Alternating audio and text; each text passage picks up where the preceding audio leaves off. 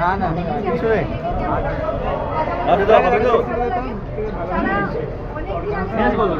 তো রাজুদা আপনাদের এখানে আমরা এসেছি অনেক দূর থেকে।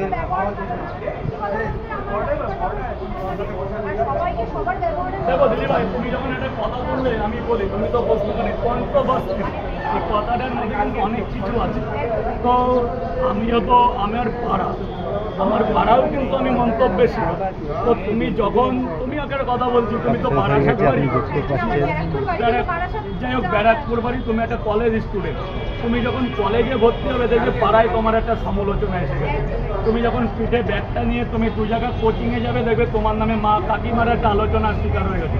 তুমি যখন একটা ব্যাগ নিয়ে কোথাও এডুকেশনের জন্য বিভিন্ন জায়গায় তোমাদের যেতে হতে হবে, যেমন তুমি বিএসসি বলবে, এমএসসি, মানে তুমি যখন এডুকেশন বিভিন্ন জায়গা কিংবা শিলিগুড়ি, নর্থ বেঙ্গল এই জায়গা বিভিন্ন হয়, তুমি যখন যাবে তোমাকে নিয়ে মন্তব্যের শিকার হবে, উঠবে, তুমি মন্তব্যের শিকারই উঠবে। কিন্তু আমরা বাঙালি, আমরা তো আমাদের এগিয়ে যেতে হবে। কে কি বলুক, সবাই আমার কাছে ভালো। হয়তো যে আমার নামে নিন্দা করছে, তো আমি একটু ভালোভাবে দেখি না যে হয়তো আমার কোনো ত্রুটি আছে, কোনো ভুল আছে, তবেই তো সে আমার নামে বলছে। হয়তো আমার একদিনের বড়, আমার ধরো বাবা বয়সী লোক বললো রাজু তুই ভালো না, সে নিশ্চয়ই আমার মধ্যে কোনো খারাপ কিছু দেখেছে বলেই বলছে, সেও তো মানুষ।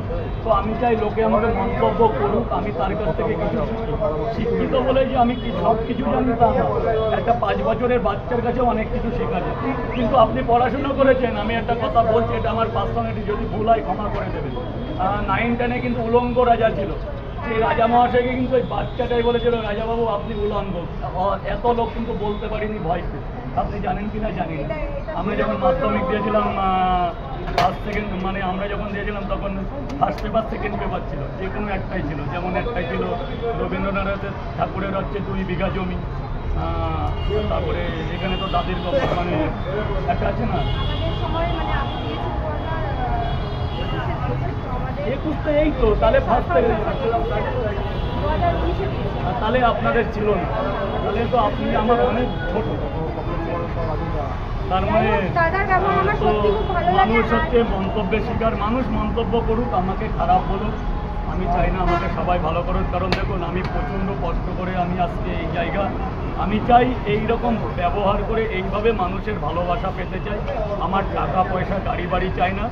আমি 14টা বছর ব্যবসা করে আমি একটা জিনিস বুঝলাম যে ভালোবাসার কাছে সমস্ত পৃথিবী হারার মতো, মানে হেরে যেতে পারে। এটা ভালোবাসা খুব একটা ভালো জিনিস। তুমিও আমাকে ভালোবাসতে পারো, আমিও তোমাকে ভালো, কিন্তু যে ভালোবাসার মধ্যে ভালোবাসা একটা আলাদা জিনিস, তাই না? হতে পারো ভাই বোনের কি ভালোবাসা হয় না? তাহলে আর দাদা মনেও রেখেছে যে আগে আমাকে বলেছিল চা খাও, আমারই সময় ছিল না, আমি খাইনি। তো আসার সাথে সাথে কিন্তু পরোটার সাথে চাও খাইনি। ঠিক আছে, আমার এটা খুব ভালো লাগলো, তোমার ব্যবহার সত্যি কথা আমার খুবই ভালো লাগে।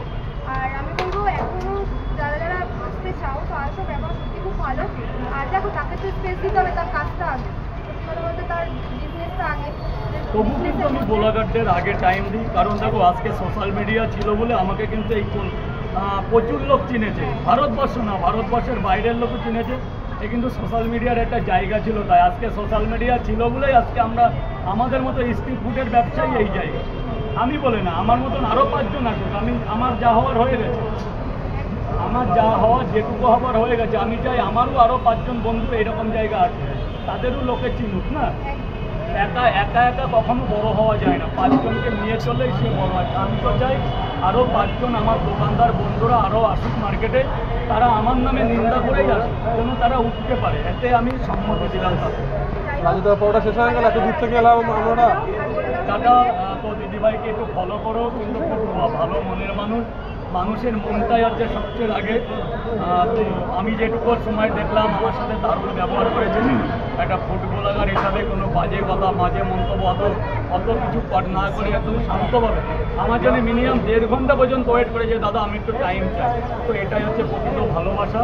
তো ভালোবাসার লোককে সাপোর্ট দাদা করতেই হবে।